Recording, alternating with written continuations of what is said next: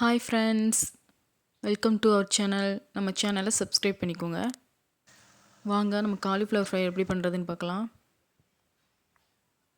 அதுக்கு first cauliflower எடுத்து இந்த மாதிரி உரித்து வச்சுக்கோங்க. சின்ன சின்ன துண்டுகளாக போட்டு வச்சுக்கோங்க. அதை கொஞ்சமாக தண்ணி ஊற்றி நல்லா 2 டைம் வாஷ் பண்ணி எடுத்துக்கோங்க.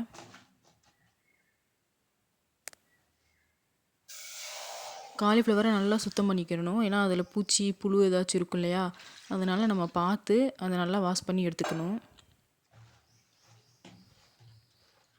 எடுத்துட்டு கொஞ்சமாக தண்ணி சேர்த்து அந்த தண்ணி நல்லா கொதிக்கவும் நம்ம காலிஃப்ளவர் துண்டுகளை அதில் சேர்த்துடலாம்.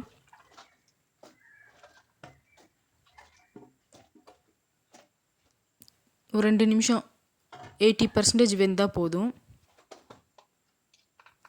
கொஞ்சமாக அது கூட மஞ்சத்தூள் சேர்த்துக்கலாம்.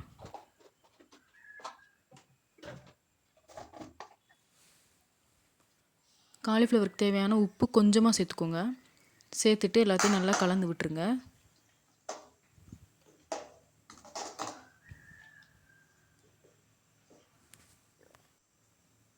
இப்போ காலிஃப்ளவர் நல்லா வேகட்டும். ஒரு 80 to 70% வெந்தால் போதும். இப்போ காலிஃப்ளவர் நல்லா வெந்துருச்சு. நம்ம இதை ட்ரான்ஸ்ஃபர் பண்ணிக்கலாம்.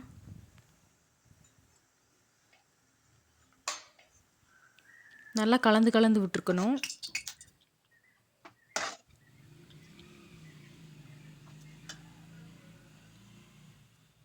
இப்போது காலிஃப்ளவருக்கு தேவையான மசாலா சேர்த்துடலாம்.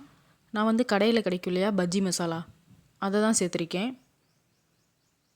அதை சேர்த்துட்டு ஃபஸ்ட்டு தண்ணி விடாமல் நல்லா பிசைஞ்சு எடுத்துக்கலாம். அப்புறம் கொஞ்சம் கொஞ்சமாக தண்ணி சேர்த்து நம்ம காலிஃப்ளவரை பிசைஞ்சு எடுத்துக்கலாம்.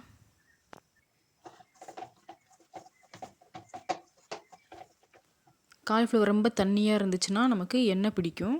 அதனால் பார்த்து கொஞ்சம் கொஞ்சமாக தண்ணி சேர்த்து அதை பிசைஞ்சு எடுத்துக்கோங்க. உங்கள் காரத்துக்கு ஏற்ற மாதிரி பஜ்ஜி பவுட்ரு போட்டுக்கோங்க.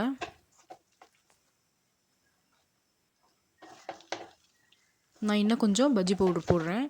நம்ம பஜ்ஜி பவுட்ரு சேர்க்குறதுனால காலிஃப்ளவரில் உப்பு சேர்க்க தேவையில்லை.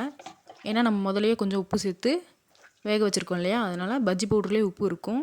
அதனால் பஜ்ஜி பவுட்ரு மட்டும் போட்டு இந்த மாதிரி மிக்ஸ் பண்ணி வச்சுக்கோங்க. ஒரு 10 நிமிஷம் ஊறட்டும்.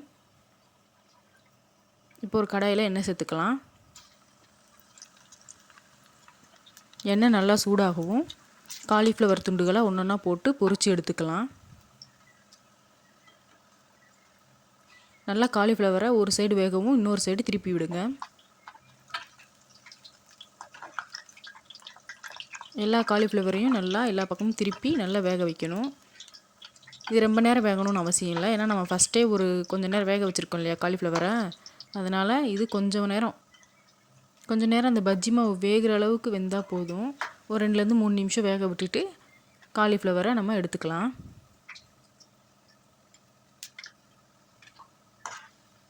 இப்போ அதே மாதிரி மீதி இருக்கிற துண்டை ஃபுல்லாக நம்ம போட்டு பொரித்து எடுத்துக்கலாம். இது ரொம்ப நம்ம ஈஸியாக அந்த காலிஃப்ளவர் 65 நம்ம பண்ணிடலாம். யாருக்கெல்லாம் காலிஃப்ளவர் ரொம்ப பிடிக்குமோ கமெண்ட் பண்ணுங்கள். இப்போ எல்லாத்தையும் பொரித்து எடுத்தாச்சு. சுவையான இதை காலிஃப்ளவர் பஜ்ஜின்னு கூட நம்ம சொல்லலாம். காலிஃப்ளவர் பஜ்ஜி நமக்கு தயாராகிடுச்சு. நீங்களும் இதை உங்கள் வீட்டில் ட்ரை பண்ணி பார்த்துட்டு எப்படி இருக்குன்னு சொல்லுங்கள். இது செய்கிறதுக்கு நம்ம 10 நிமிஷம் தான் ஆகும். தேங்க்யூ ஃபார் வாட்சிங். Subscribe for video.